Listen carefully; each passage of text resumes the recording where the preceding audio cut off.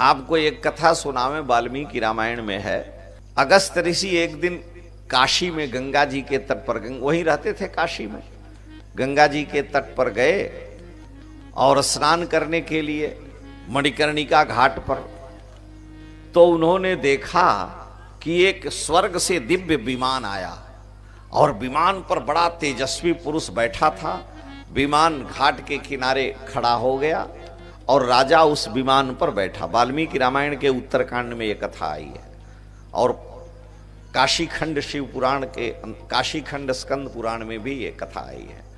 तो राजा विमान से उतरा, सोने के आभूषण, सिर पर मुकुट चमक रहा था, हृष्ट पुष्ट बड़ा शरीर है, कोई लग रहा था कि बहुत बड़ा पुण्यात्मा है। तो अगस्त जी विमान का प्रकाश उस दिव्य पुरुष को देखे, वो उतरा विमान से, गंगा जी में घुस करके गया, 4 कदम गया घुटने भर जल में से, तो पानी में हाथ डाला तो एक मुर्दा उसे मिल गया।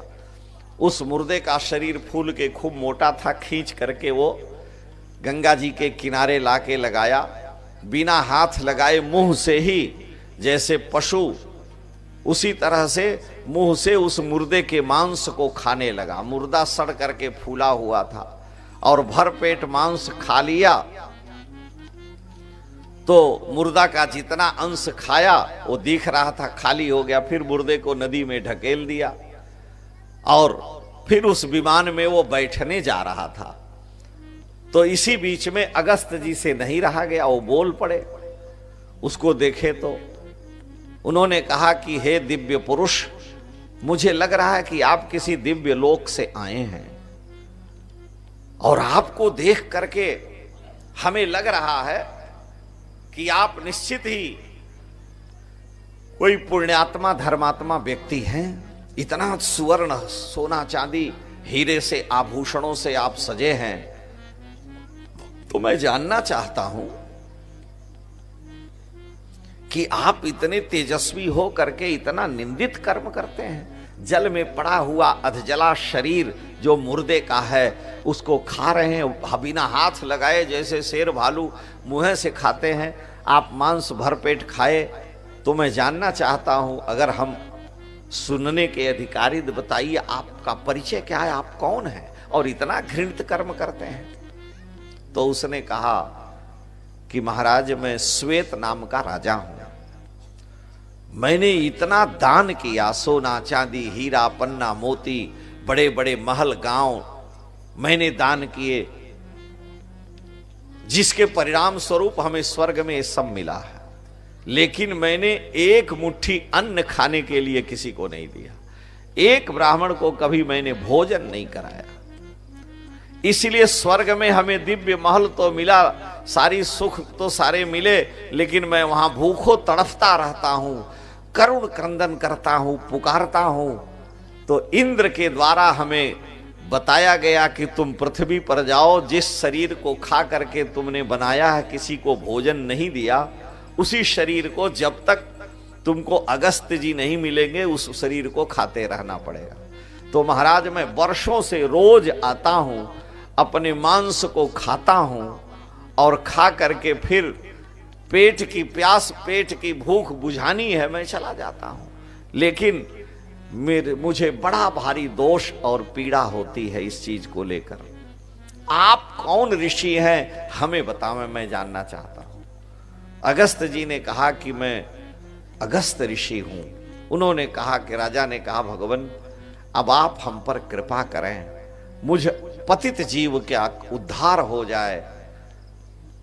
तो अगस्त जी ने कहा, मैं क्या करूं, वो तो तुम्हारे कर्म का फल है। उसने कहा था, इंद्र ने हमसे कहा था कि जिस दिन तुम अगस्त जी मिलेंगे और अपने गले का बहुमूल्य हार उस तपस्वी ऋषि को समर्पित करोगे, उसी दिन तुम्हारा ये नदी में पड़ा हुआ मुर्दे का शरीर समाप्त हो जाएगा, तुम्हारी भूख शांत हो जाएगी और स्वर्ग में तुम्हें दिव्य सुख प्राप्त होने लगेगा।